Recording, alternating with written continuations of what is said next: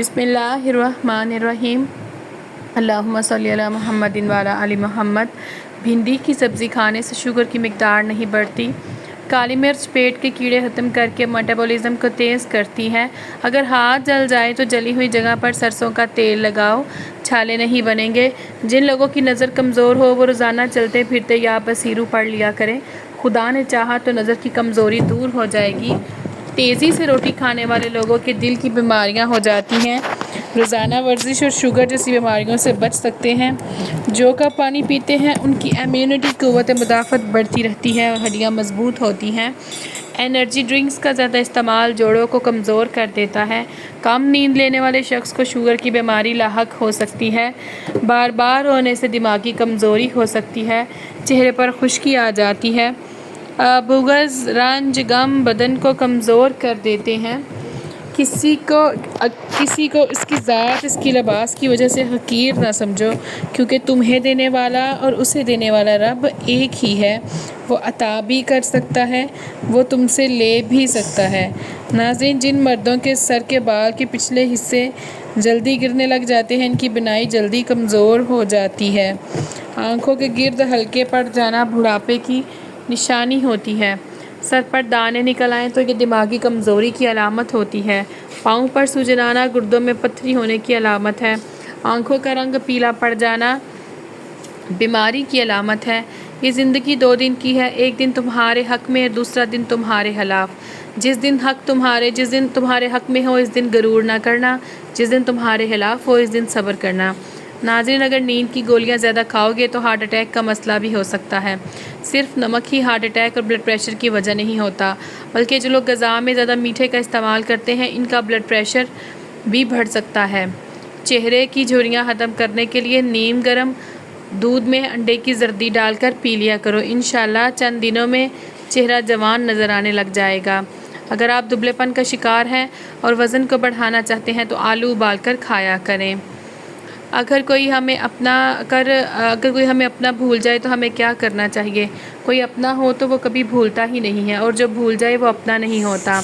ناظرین، کھیرے زیادہ کھانے سے گردوں کے درد سے نجات ملتی ہے۔ سر درد ہو تو آنکھیں بند کر کے لیٹ جائیں اور آدھے گھنٹے کے لیے دماغ کو ہر قسم کی فکر اور سوچ سے آزاد کرنے کی کوشش کریں۔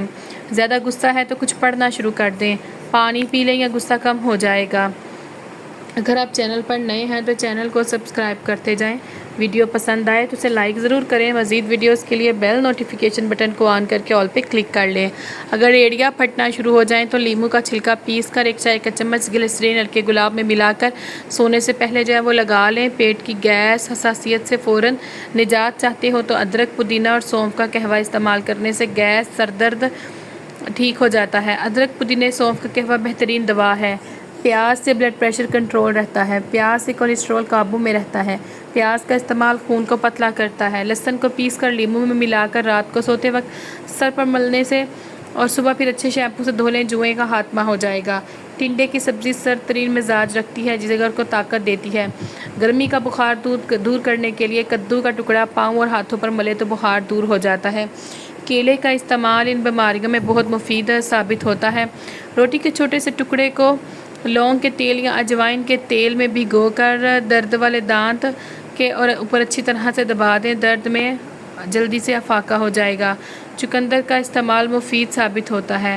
اگر آپ ٹینشن میں ہیں تو امرود کھائیں، کیونکہ امرود کھانے سے دل کو راحت ملتی ہے اور گھبراہٹ دور ہو جاتی ہے۔ بچے کو بے ہوشی کے دورے پڑنے کی صورت میں انگور کا رس دن میں 3 سے 4 مرتبہ پلائیں تو بہت فائدہ ہوتا ہے۔